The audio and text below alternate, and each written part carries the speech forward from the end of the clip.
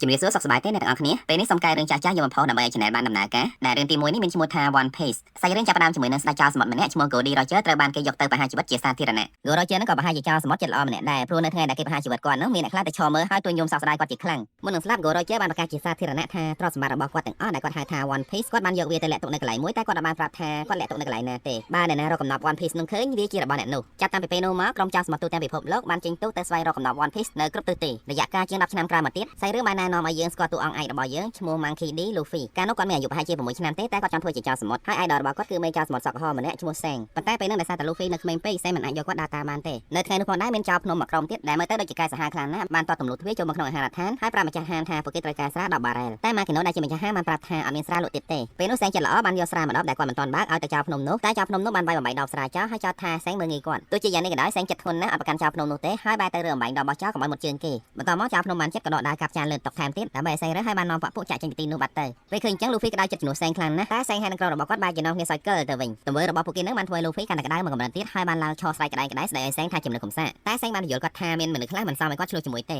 េពេលនោះដោយសារតែខឹងជាមួយ Sang ពេក Luffy បានទៅយកផ្លែឈើរបស់ Sang ដែល Sang ដាក់ចោលនៅលើតុយកមកញ៉ាំពេលឃើញអញ្ចឹង Sang មានការភ្ញាក់ផ្អើលហើយនឹងព្រួយបារម្ភពី Luffy ខ្លាំងណាស់ព្រោះផ្លែឈើដែល Luffy ទុំញ៉ាំហ្នឹងមិនមែនផ្លែឈើធម្មតាទេគេហៅវាថា Gam Fruit វាធ្វើឲ្យខ្លួនរបស់ Luffy យឺតដូចកៅស៊ូអញ្ចឹងហើយ Luffy នឹងអត់ចេះហែលទឹកអស់មួយជីវិតបន្តមកមិនយូរប៉ុន្មានស្រាប់តែមានហេតុការណ៍មួយបានកើតឡើងគឺ Luffy ត្រូវបានក្រុមចោរភ្នំចាប់ធ្វើបាបដោយសារតែគាត់ទៅទាមទារឲ្យក្រុមចោរភ្នំហ្នឹងសុំទោស Sang ហើយពេលនោះ Sang ក៏បានទៅដល់ទីនោះផងដែរដែលនៅលើកនេះជាផលពីការប៉ះទង្គិចគ្នាទេព្រោះតាមធម្មតា Sang ចិត្តធ្ងន់ណាស់ទោះបីគេស្ដាប់ទឹកមាត់ដាក់ក៏អត់ឆ្លោះជាមួយនឹងគេដែរតែបើសិនជាមានអ្នកណាគេហ៊ានប៉ះមិត្តភក្តិរបស់គាត់អ្នកនោះច្បាស់ជាមិនរួចខ្លួនទេនៅក្នុងការប្រយុទ្ធគ្នានោះដៃស្ដាំរបស់ Sang ម្នាក់ឈ្មោះ Ben Beckman ស្ម័គ្រចិត្តធ្វើជាអ្នកចាត់ការក្រុមចោរភ្នំតែមកផ្លែសោះ Ben Beckman បានកម្ចាត់កូនចៅរបស់ចៅភ្នំអស់លីងចំណែកមេគេក៏បានបោកគ្រាប់បែកផ្សែងនាំ Luffy គេចខ្លួនបាត់គាត់បាននាំ Luffy ទៅដល់សមុទ្រហើយដោយសារតែខឹង Luffy ខ្លាំងពេកគាត់ក៏បានបោះ Luffy ចូលទៅក្នុងទឹកបើប្រកាន់តាមចង់ពៀពេលនោះមានសត្វសមុទ្រយ៉ាងធំមួយដែលពួកគេហៅថា Sea King បានចេញមកខាំស៊ីចៅភ្នំនោះហើយបន្តមកក៏ចង់ខាំស៊ី Luffy ផងដែរតែ Sang បានចូលទៅជួយទាន់ពេលនោះ Sang នៅជាមានជំនាញពិសេសអីមួយយ៉ាងគ្រាន់តែគាត់ប្រើភ្នែកដ៏មុតស្រួយសម្លក់ទៅកាន់ Sea King Sea King ខ្លាចក៏ហែទឹកចេញទៅបាត់ការជួយសង្គ្រោះ Luffy នៅពេលនោះ Sang បានដាច់ដៃម្ខាងធ្វើឲ្យ Luffy អាណិតគាត់ខ្លាំងណាស់មួយរយៈក្រោយមកដល់ពេលដែល Sang ត្រូវចាក់ចេញពីភូមិ Fusa ទៅបន្តដំណើរផ្សងព្រេងរបស់គាត់បន្តទៀតនៅពេលនោះ Luffy បានប្រកាសអះអាងថាថ្ងៃណាមួយគាត់នឹងមានក្រុមខ្លួនឯងហើយគាត់នឹងក្លាយទៅជាមេចៅសមុទ្រដែលខ្លាំងជាងក្រុមរបស់ Sang ទៀតជាការសន្យា Sang បានផ្ញើមួកសំណប់ចិត្តរបស់គាត់ឲ្យ Luffy សិនហើយនៅពេលដែល Luffy ក្លាយទៅជាមេចៅសមុទ្រដ៏ពូកែម្នាក់គាត់ចង់ឲ្យ Luffy យកមួកនោះទៅឲ្យគាត់វិញ10ឆ្នាំក្រោយមក Luffy បានចាប់ផ្ដើមចេញដំណើរផ្សងព្រេងរបស់គាត់តាមទូកតូចមួយហើយអ្នកភូមិ Fusa ជាច្រើនបានមកជួបដំណើរគាត់ទាំងអស់ឡើយពេល Luffy ចេញបានឆ្ងាយបន្តិចស្រាប់តែ Sea King ដែលជាមិត្តចាស់របស់គាត់បានមកលេងប៉ុន្តែលើកនេះ Luffy មិនមែនក្មេងទៀតទេគាត់បានប្រើកាដាប់ដៃកៅស៊ូរបស់គាត់ដែលគាត់ហៅថា Gam Pistol ដែល Sea King ម្ដាយឡើងស្លាប់បន្តមកសាច់រឿងបានកាត់ទៅមើលតួអង្គម្នាក់ទៀតឈ្មោះ Kobe គឺជាក្មេងម្នាក់ដែលចោរសមុទ្រចាប់មកធ្វើការនៅលើទូករបស់ពួកគេមានថ្ងៃមួយ Kobe រុញប៉ះចំធុងបារ៉ាដែល Luffy ដេកនៅក្នុងនោះ Luffy ចូលទៅក្នុងធុងបារ៉ាដោយសារតែទូករបស់គាត់ត្រូវបានទឹកគួចយកទៅហើយក្រោយមកមានគេប្រទះឃើញធុងបារ៉ានោះក៏លើកឡើងលើកប៉ាល់ហើយក្រោយមកទៀតកប៉ាល់នោះក៏ត្រូវបានក្រុមចោរសមុទ្រប្លន់យកទៀតអញ្ចឹងហើយទៅពេលនេះ Luffy នៅលើទូករបស់ចោរសមុទ្រហើយបានជួបជាមួយនឹង Kobe ជាដំបូង Luffy អត់ខ្វល់ថាគាត់នៅកន្លែងណាទេសំខាន់ពេលនេះគាត់ឃ្លានហើយគាត់ទៅរកអីញ៉ាំសិននៅទីនោះ Kobe បានប្រាប់ Luffy ថាកាលពី2ឆ្នាំមុនពេលដែលគាត់កំពុងតែស្ទូចត្រីសុកមានក្រុមចោរសមុទ្រទៅចោទគាត់មកធ្វើទាស្ករនៅលើទូកមួយហ្នឹងពេលនោះ Luffy បានសួរថាបើមិនចង់ធ្វើការនៅនឹងទេហេតុអីមិនរត់ហើយ Kobe ប្រាប់ថាគាត់អត់ហ៊ានតែសារតែកាប់តែនៅលើកប៉ាល់ហ្នឹងឈ្មោះ Alvida កាយខ្លាំងណាស់បើដឹងថា Kobe ចង់រត់នាងច្បាស់ជាសម្លាប់គាត់ចោលហើយនិយាយខ្លីទៅ Kobe គឺជាមនុស្សកំសាកធ្វើអីគាត់ហ៊ានដែរតទៅពេល Luffy ប្រាប់ថាគាត់ចង់ទៅរកកំណប់ One Piece ដើម្បីធ្វើជាស្ដេចចោរសមុទ្រ Kobe ដឹងថាវាគ្រោះថ្នាក់ខ្លាំងណាស់ហើយគាត់អត់ជឿថា Luffy ធ្វើបានទេនៅពេលនោះ Luffy បានខកគាត់មកយ៉ាងខ្នោះហើយប្រាប់ថាមនុស្សយើងត្រូវតែធ្វើអីដែលយើងចង់ធ្វើមិនត្រូវបណ្តែតបណ្ដោយតាមជោគវាសនាទេពាក្យសម្ដីរបស់ Luffy បានធ្វើឲ្យ Kobe មានកម្លាំងចិត្តហើយគាត់សម្រេចចិត្តធ្វើតាមក្តីសម័យរបស់គាត់ដែលចង់ធ្វើជាកង Marine ដើម្បីចាប់ជនអាក្រក់បន្ទាប់មក Captain ឈ្មោះ Alvada បានទៅដល់ទីនោះហើយពេល Luffy ឃើញក៏សួរ Kobe ថាចុះម្នាក់អាម៉ាន់ហ្នឹងជានរណាគេតាមធម្មតា Alvada ខឹងណាស់នរណាគេនិយាយថងៗហ្នឹងដល់ពេល Luffy និយាយអញ្ចឹងនាងច្បាស់ជាមិនឲ្យ Luffy រួចខ្លួនទ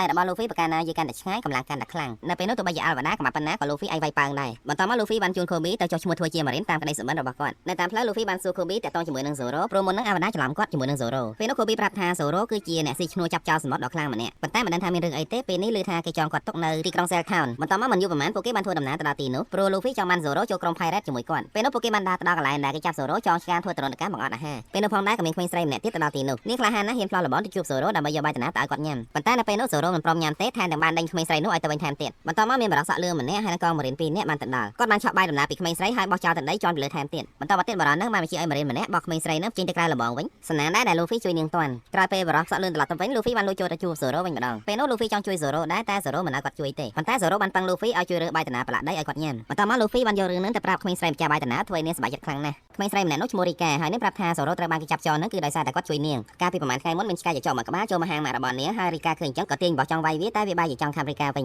ស្នាណាដែលពេលនោះសូរ៉ូបានវាយឆ្កែនោះជួយនឹងតាន់តែពិតឆ្កែចចហ្នឹងគឺជាសត្វចិញ្ចឹមរបស់បរិសុទ្ធលឿងឈ្មោះ Helmepo នៅថ្ងៃនោះសូរ៉ូមិនត្រឹមតែវាយឆ្កែទេវាយទាំងម្ចាស់ឆ្កែអាលីលើនឹងទៀតហើយដោយសារតែ Helmepo គឺជាកូនប្រុសរបស់មេកូម៉ារីននៅតំបន់ហ្នឹងគាត់បានទៅទូប៉ាត់ប៉ារបស់គាត់ឲ្យគេមកចាប់ចងសូរ៉ូបង្អត់អាហាររយៈពេល1ខែនៅពេលដែលពួកគេកំពុងតែនិយាយគ្នាហ្នឹងស្រាប់តែ Helmepo បានចូលមកអុកឡុកខាងម៉ាក់របស់រីកាម្ដងទៀតនៅពេលនោះ Luffy ក៏បានចូលទៅមើលហើយលើ Helmepo និយាយថាប៉ារបស់គាត់នឹងបង្ហាញជីវិតសូរ៉ូឆាប់ៗនឹងហើយពេល Luffy លឺអញ្ចឹងក៏ដាល់ Helmepo បណ្ដៃរួចសច្ចាថាថ្ងៃនេះក៏នឹងបបួលសូរ៉ូចូលក្រុមរបស់គាត់ឲ្យបានបន្ទាប់មក Helmepo បានរត់ទៅប្តឹងប៉ារបស់គាត់ឈ្មោះ Morgan ឲ្យចាប់ Luffy សម្លាប់ចោល Morgan គឺជាមេកូម៉ារីនរបស់រដ្ឋាភិបាលនៅក្នុងតំបន់ហ្នឹងដែលកាយខ្លាំងនៅណាក៏ខ្លាចគាត់ដែរហើយក្នុងពេលជាមួយគ្នា Luffy បានទៅជួបសូរ៉ូដើម្បីបបួលសូរ៉ូចូលក្រុមជាមួយពេលនោះ Luffy អត់មានទុកពេលឲ្យសូរ៉ូសម្រេចចិត្តអីទេគាត់ប្រាប់សូរ៉ូថាគាត់នឹងទៅយកដាវឲ្យសូរ៉ូវិញមិនយូរប៉ុន្មាន Luffy បានទៅដល់មន្ទីរកងម៉ារីនដែលនៅទីនោះ Morgan កំពុងតែបញ្ជាគេលើករូបសនៈរបស់គាត់ឡើងហើយ Helmepo ក៏នៅទីនោះផងដែរនៅពេលនោះគ្រាន់តែកងម៉ារីនម្នាក់មិនប្រយ័ត្នធ្វើឲ្យរូបសនៈរបស់គាត់ប៉ះរបស់អីម្យ៉ាង Morgan ដែលជាមនុស្សកំណាញ់ខុសខើបានគម្រាមសម្លាប់ម៉ារីននោះចោលចំណែក Luffy ដែលនៅខាងក្រោមលើសំឡេងក្តុងក្តាននៅខាងលើក៏ទាញជំរាមលោតឡើងទៅមើលពេលឡើងទៅដល់ Luffy អត់ដឹងក៏ចាប់ទាញខ្សែស្រ័យរូបសនៈរបស់ Morgan ធ្វើឲ្យវាធ្លាក់ចុះមកក្រោមបាយបាក់អស់នៅពេលនោះ Morgan ខឹងខ្លាំងណាស់តែ Luffy អត់ខ្វល់ជាមួយគាត់ទេគឺគាត់ត្រូវការជួបតែ Helmepo តែប៉ុណ្ណោះព្រោះ Helmepo នោះគឺជាអ្នកយកដាវរបស់សូរ៉ូទៅទុកក្នុងពេលជាមួយគ្នា Kobe បានដូចចូលទៅស្រាយចំណងឲ្យសូរ៉ូពេលនោះ Kobe បានប្រាប់សូរ៉ូថាស្អែកគេនឹងសម្លាប់គាត់ចោលហើយហេតុតែអញ្ចឹងហើយទើប Luffy បន្ថយជីវិតចូលក្នុងមន្ទីរម៉ារីនដើម្បីយកដាវរបស់សូរ៉ូមកវិញសង្ឃឹមថាសូរ៉ូនឹងចូលក្រុមជាមួយគាត់និយាយដល់ត្រឹមនេះ Morgan បាននាំកងម៉ារីនរបស់គាត់ទៅដល់ហើយមាននិយាយច្រើនទេ Morgan បានបញ្ជាឲ្យកូនចៅរបស់គាត់បាញ់សម្លាប់ពួកគេចោលតែម្ដងបន្ទាប់មកសាច់រឿងបានកាត់ទៅមើលប្រវត្តិរបស់សូរ៉ូបន្តិចកាលពីក្មេងសូរ៉ូប្រកែកគុនដាវខ្លាំងណាស់គាត់វាយឈ្នះគុនសិស្សទាំងអស់លើកលែងតែម្នាក់ដែលគាត់បានប្រកួតជាមួយ 2000 ដងហើយមិនឈ្នះសោះនេះមានឈ្មោះថា Kuina ជាគុនស្រីរបស់គ្រូរបស់គាត់បន្ទាប់មកនៅក្នុងការប្រកួតលើកទី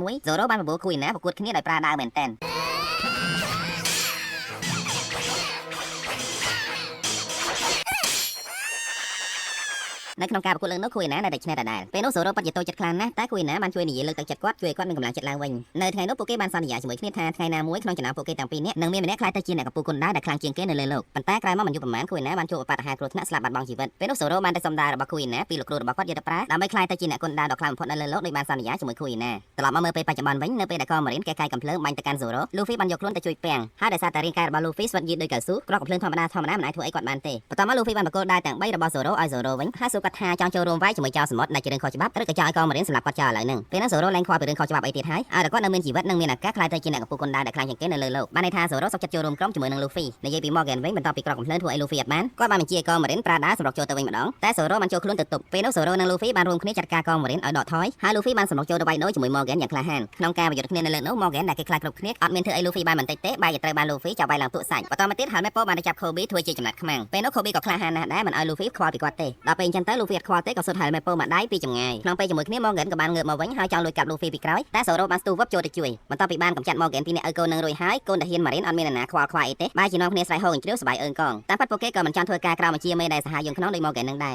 បន្ទាប់មកពួកគេបាននាំគ្នាទៅញ៉ាំអីនៅហាងម៉ាក់របស់រីកានៅពេលនោះម៉ាក់របស់រីកាបានធ្វើម្ហូបយ៉ាងឆ្ងាញ់ទទួលពួកគេដើម្បីអរគុណពួកគេដែលបានជួយរំដោះភូមិនេះពីការត្រួតត្រារបស់ជនកំណាច Morgan ពេលនោះរីកាបានសួរ Luffy ថាចង់ទៅណាទៀតបន្ទាប់ពីហ្នឹងហើយ Luffy ប្រាប់ថាគាត់នឹងទៅតំបន់ Grand Line ពេលនេះអញ្ចឹង Kobe ភ័យជំនួសទោះបីជាគាត់អត់ចូលក្រុមជាមួយ Luffy ក៏គាត់ព្រួយបារម្ភពីសុវត្ថិភាពរបស់ Luffy ដែរព្រោះតំបន់ Grand Line ហ្នឹងគឺជាតំបន់គ្រោះថ្នាក់បំផុតគេតែងតែហៅតំបន់នោះថាជាកន្លែងបញ្ចុះសពរបស់ចៅសមុទ្របន្ទាប់មកមានម៉ារីនមួយក្រុមបានទៅដល់ទីនោះដើម្បីធ្វើការតាមទូនាទីរបស់ពួកគេដែលត្រូវចាប់ក្រុមចៅសមុទ្រប៉ុន្តែដោយសារតែក្រុមរបស់ Luffy មានស្នាដៃជួយភូមិនេះគេនឹងមិនរាយការណ៍ទៅថ្នាក់លើទេតែសំណូមពរឲ្យក្រុមរបស់ Luffy បញ្ញាប់ចាក់ចេញពីភូមិហ្នឹងពេលនោះ Luffy យល់ការក៏សុខចិត្តចាក់ចេញតាមស្រួលហើយនៅពេលដែលគេសួរថា Kobe គឺជាសមាជិកក្រុមរបស់ Luffy ដែរអត់ Luffy បែរជាទៅធ្វើជ្រុះតោះតែងគ្នាជាមួយ Kobe ចាំប្រាប់គេថា Kobe មិនមែននៅក្រុមជាមួយគាត់ទេមូលហេតុគឺដោយសារតែគាត់ដឹងថា Kobe ចង់ធ្វើជា Marine ហើយបើគេដឹងថា Kobe ធ្លាប់តាក់ទងជាមួយនឹងចៅសមុទ្រនោះគេអត់ឲ្យគាត់ធ្វើ Marine ទេបន្ទាប់មកនៅពេលដែល Luffy ហើយនិង Zoro ចេញទៅផុត Kobe បានសុំគេធ្វើជា Marine ហើយគេក៏បានទទួលយកគាត់បន្ទាប់មក Kobe បានតាមទៅអរគុណ Luffy ដល់កំពង់ផែហើយ Zoro បាននិយាយលេងថាវាមិនដែល Marine ណាមកអរគុណចៅសមុទ្រមើលទៅរឿងហ្នឹងតើគាត់ចូលក្នុងសភៅប្រវត្តិសាស្ត្រទៅបានពេលនេះ Luffy ហើយនិង Zoro ចង់ធ្វើដំណើរទៅតំបន់ Grand Line ប៉ុន្តែពួកគេទាំងពីរគ្មាននរណាចេះមើលទិសតំបន់នេះទេចេះតែបដាខ្លួនតាមខ្យល់អញ្ចឹងទៅឥឡូវពួកគេឃ្លានខ្លាំងណាស់មិនដឹងទៅរកអីញ៉ាំនៅណាទេពេលនោះពួកគេបានឃើញសត្វស្លាបមួយហានៅលើមេឃហើយ Luffy មានកំណត់ចង់ចាប់សត្វស្លាបនោះញ៉ាំដល់ពេលយកខ្លួនឯងធ្វើជាជំពាមបាញ់ទៅមិន Luffy ចាប់សត្វនោះទេគឺសត្វនោះបានចាប់ Luffy វិញពេលឃើញអញ្ចឹង Zoro ក៏បញ្ញាប់អុំទូកតាមទៅជួយហើយនៅតាមផ្លូវគាត់បានអនុញ្ញាតឲ្យចៅសមុទ្រ3នាក់ដែលកំពុងតែបដាខ្លួនតាមទឹកតោងទូករបស់គាត់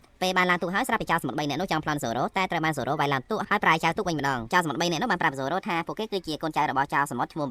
Baki នឹងតែងខ្លួនដូចតួធ្លុកដែលគេហៅថា Clown ហើយគាត់ក៏ធ្លាប់បានញ៉ាំផ្លែឈើពិសេសមួយដែរបន្តមកសាច់រឿងបានកាត់ទៅមើលនារីម្នាក់ដែលនៅក្នុងដៃរបស់នាងមានកាន់ផែនទីហើយមានកូនចៅរបស់ Baki ជាច្រើនបានតាមយកផែនទីពីនាងទៅវិញកាត់ទៅមើលនៅជំរំរបស់ Baki វិញមានគេមើលឃើញសត្វស្លាបពំ Luffy ហោះនៅលើមេឃពេលនោះ Baki បានព្យាកូនចៅរបស់គាត់បាញ់វាទម្លាក់ចោលមកតែអត់ត្រូវសត្វស្លាបទេត្រូវតែ Luffy បន្ទាប់ពីធ្លាក់ដល់ដី Luffy បានជួបជាមួយនឹងស្រីម្នាក់ដែលកូនចៅរបស់ Baki កំពុងតែដេញតាមពេលនោះនាងបានហៅ Luffy ថាម៉េហើយក៏រត់ចេញទៅមុនដល់ពេលអញ្ចឹងកូនចៅរបស់ Baki ស្មានតែ Luffy ជាបាក់ពួករបស់នាង ក៏ព្យាយាមចាប់គាត់តែត្រូវបានលូហ្វីវាយឡើងទួបន្ទាប់មកនារីមុននឹងបានត្រឡប់មកជួបលូហ្វីវិញហើយប្រាប់លូហ្វីថានាងឈ្មោះណាមីពេលនោះនាងចង់បបួលលូហ្វីធ្វើការជាមួយនាងព្រោះនាងឃើញលូហ្វីខ្លាំងតែលូហ្វីឃ្លានខ្លាំងណាស់អត់មានអារម្មណ៍ចង់និយាយរឿងការងារអីទេដល់ពេលអញ្ចឹងទៅណាមីក៏នាំលូហ្វីទៅញ៉ាំអីនៅផ្ទះធំមួយដែលនាងស្នាក់នៅបណ្ដោះអាសន្នមនុស្សនៅផ្ទះនោះបានរត់អស់ហើយដោយសារតែពួកគេខ្លាចចោលសមុទ្របាគីពេលនោះណាមីបានប្រាប់លូហ្វីថានាងត្រូវការលុយចំនួនយ៉ាងច្រើនរហូតដល់100លានបេលីប៉ុន្តែនាងអត់ប្រាប់លូហ្វីថាយកលុយទៅធ្វើអីទេគ្រាន់តែនាងចង់ប៉ឹងលូហ្វីឲ្យជួយការពារនាងព្រោះនាងចង់ចូលទៅក្នុងតំបន់ Grand Line ណាមីមានផែនទីហើយនាងប្រកែមើលទិសដៅខ្លាំងណាស់នៅពេលដែលដឹងថាណាមីចេះមើលទិសដៅនិងចេះមើលផែនទីអញ្ចឹងលូហ្វីក៏បបួលណាមីចូលក្រុមជាមួយគាត់វិញធ្វើណាមីដឹងថាលូហ្វីគឺជាចោលសមុទ្រតាមពីដើមមកណាមីស្អប់ចោលសមុទ្រខ្លាំងណាស់ហើយនាងដើរលួចទ្រព្យសម្បត្តិតែពីចោលសមុទ្រទេនៅពេលនោះណាមីធ្វើជាព្រមចូលក្រុមជាមួយនឹងលូហ្វីតែលូហ្វីត្រូវជួយធ្វើការនាងមួយសិនការងារនោះគឺនាងចង់ឲ្យលូហ្វីសម្ដែងធ្វើជាមេរបស់នាងដើម្បីទៅជួបបាគីពេលទៅដល់នាងបានប្រកួតផែនទីឲ្យបាគីវិញហើយប្រាប់បាគីថាលូហ្វីដែលជាមេរបស់នាងវិជានាងធ្វើទេឥឡូវនាងបានក្បត់មេរបស់នាងហើយព្រោះនាងចង់ចូលក្រុមជាមួយបាគីតាមពិតគោលបំណងរបស់ណាមីគឺចង់រកឱកាសដើម្បីលួចទ្រព្យសម្បត្តិរបស់បាគីតែប៉ុណ្ណោះបន្ទាប់មកបាគីបានបង្កាយកូនចៅគាត់រៀបចំពិធីជប់លៀងមួយដើម្បីទទួលសមាជិកថ្មីពេលនោះពួកគេផឹកស៊ីសប្បាយចិត្តខ្លាំងណាស់ហើយដើម្បីញ៉ាំងឲ្យកម្មវិធីកាន់តែអធិកអធមបាគីបានឲ្យកូនចៅរបស់គាត់បញ្ចេញកំភ្លើងធំទៅបាញ់ផ្ទះប្រជាជនលេខឲ្យជាច្រើនខ្ន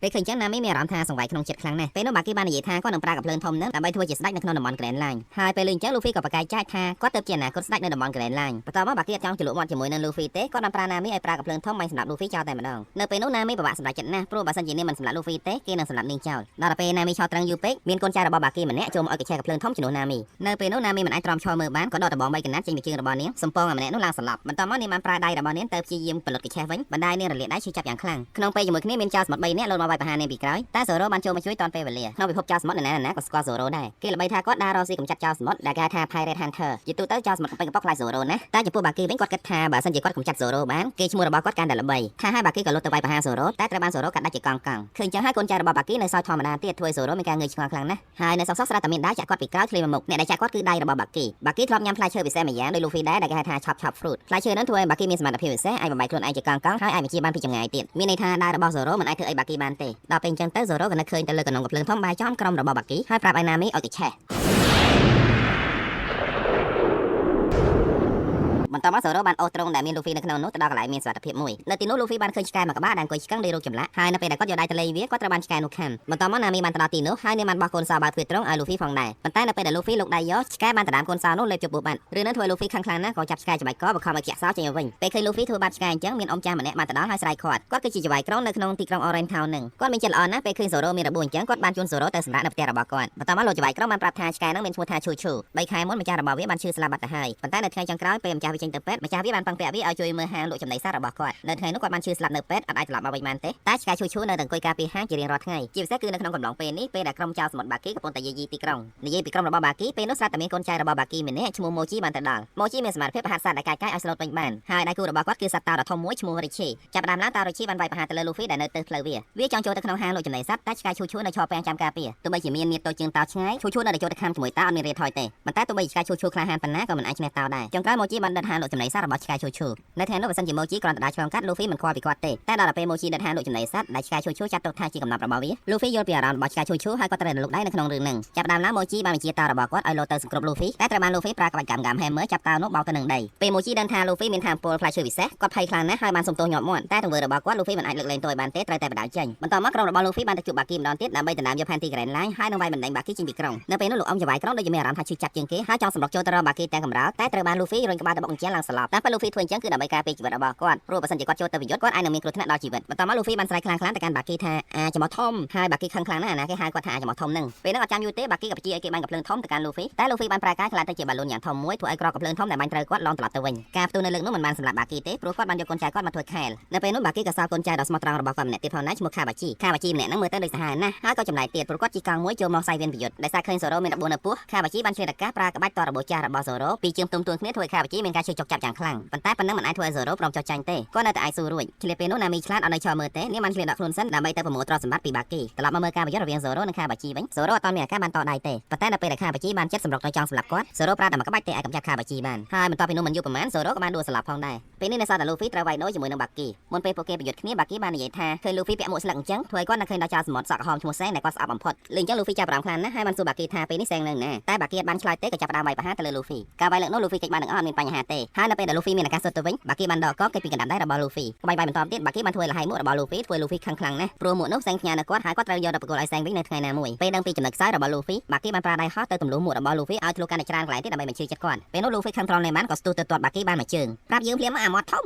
ពេលនេះសែងនៅណាបន្តមកទៀតបាគីបានឆ្លៀននិយាយប្រវត្តិខ្លះៗរវាងគាត់ហើយនឹងសែងពីមុនពួកគេធ្លាប់នៅលើទូកជាមួយគ្នាហើយតែតែខ្លួនប្រកែកគ្នាតាមរបៀបមិត្តភក្តិមានថ្ងៃមួយពួកគេបានជួបប្រយុទ្ធជាមួយនឹងចៅសមុទ្រមួយក្រុមទៀតហើយបាគីយកបានផែនទីកំណត់នៅបាតសមុទ្រមួយលាក់ទុកខ្លួនឯងមិនឲ្យគេដឹងទេរយៈពេលក្រោយមកទៀតសែងបានមកប្រាប់គាត់ថាក្រុមរបស់ពួកគេរកឃើញផ្លែឈើពិសេសមួយដែលគេហៅថា chop fruit អាផ្លែឈើនោះពិតមែនតែវាផ្ដល់ឲ្យពួកគេនូវសមត្ថភាពពិសេសតែអ្នកដែលបានញ៉ាំផ្លែឈើនឹងហើយនឹងអត់ចេះហែទឹកយើងហើយទៅក្រុមចៅសមុទ្រអត់មាននរណាហ៊ានញ៉ាំវាទេទោះបីជាយ៉ាងណាតម្លៃរបស់ផ្លែឈើនឹងវាថ្លៃខ្លាំងណាស់អាចលក់បានរហូតដល់ទៅជាង100លានបែលីដែរប្រហែលថ្ងៃក្រោយមកទៀតបាគីបានឆ្លៀតប្រើល្បិចទៅយកផ្លែឈើពិសេសនោះមកទុកខ្លួនឯងគាត់ចង់លក់វាយកលុយដើម្បីធ្វើជាដើមទុនទៅរកកំណត់នៅបាតសមុទ្រតាមផែនទីរបស់គាត់ប៉ុន្តែចៃដន្យនៅយប់នោះសែងមិនទាន់ហើយគាត់អត់ដឹងថាលាក់ទុកនៅណាក៏ដាក់ចូលទៅក្នុងមាត់ហើយបន្តមកទៀតសែងបានបញ្ញាក់គាត់ដោយអចេតនាធ្វើឲ្យគាត់ច្រឡំលេបចូលទៅក្នុងពោះការដែលសោះជានោះទៀតគឺផែនទីកំណត់របស់គាត់បានធ្លាក់ចូលទៅក្នុងទឹកហើយគាត់ក៏បានលោតទៅតាមគ្រាន់តែបានចូលទៅដល់ក្នុងទឹកភ្លាមបាគីគាំងឆ្កឹងកម្រើកមិនរួចថ្ងៃនោះកូនបានសែងជួយបាគីលងទឹកស្លាប់បាត់ហើយប៉ុន្តែចាប់ពីថ្ងៃនោះមកបាគីមិនបានអរគុណសែងឡើយដឹងតែបន្ទោសគាត់ថាសែងនឹងធ្វើឲ្យគាត់បាត់បង់របស់គ្រប់យ៉ាងនិយាយដល់ត្រឹមនេះបាគីក៏បានផ្ដាច់ខ្លួនពាក់កណ្ដាលហោះទៅខាងលើដើម្បីប្រើស៊ុបពើចាត់ការលូហ្វីតែចៃដន្យគាត់បានឃើញណាមីដែលបានលួចទ្រព្យសម្បត្តិរបស់គាត់ក៏ហោះដេញតាមពេលតាមចតនហើយស្រាប់តែគាំងព្រោះលូហ្វីបានទាត់ខ្លួនគាត់មកកណ្ដាលក្រោមចង់ប្រឡោះជើងបន្ទាប់មកលូហ្វីបានប្រាប់ណាមីឲ្យទម្លាក់ទ្រព្យសម្បត្តិចុះហើយឆាប់រត់ទៅបើមិនចង់មានគ្រោះថ្នាក់ប៉ុន្តែណាមីអត់ព្រមទេនាងថាទ្រព្យសម្បត្តិនឹងជារបស់នាងហើយ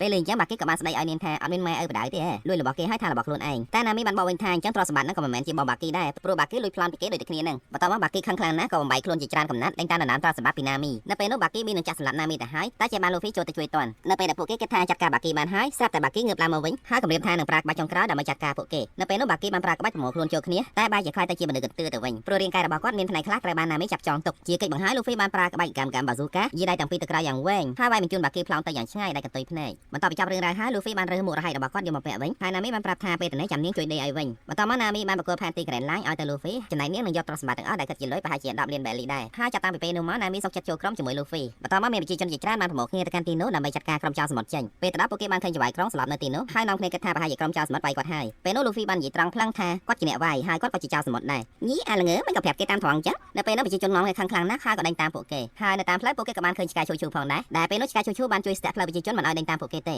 បន្តមកទៀតចៅវាយក្រុងបានដឹងខ្លួនហើយនៅពេលដែលសួរនាំដឹងថាក្រុមរបស់លូហ្វីនៅរស់គាត់ក៏បានរត់ទៅតាមពួកគេនៅកំពង់ផែដើម្បីអរគុណពួកគេដែលជួយសង្គ្រោះជីវិតរបស់គាត់ហើយនៅពេលនោះផងដែរលូហ្វីក៏បានទុកទ្រព្យសម្បត្តិមកថងឲ្យទៅចៅវាយក្រុងដើម្បីកសាងទីក្រុងឡើងវិញដល់ពេលទូកចេញបានឆ្ងាយហើយទើបណាមីចាប់អារម្មណ៍ថាបាត់ទ្រព្យសម្បត្តិរបស់នាងមកថងធ្វើនាងខឹងខ្លាំងណាស់ចង់តែសម្លាប់លូហ្វីចោលទេសូមអរគុណអ្នកទាំងអស់គ្នាដែលបានតាមដានទស្សនារឿងនេះជាមួយខ្ញុំបើសិនជាយល់ថារឿងនេះល្អមើលសូមជួយចុច like ហើយនិង comment ម្នាក់មួយមកហើយសម្រាប់អ្នកដែលមិនទាន់បាន subscribe channel មនោចរណៃទេក៏សូមជួយ subscribe ម្នាក់មួយដើម្បីជួយផ្ដល់ជាកម្លាំងចិត្តដល់ខ្ញុំផងសម្រាប់ពេលនេះសូមអរគុណសូមជូនពរសុខភាពល្អអនាគតបបររុងរឿង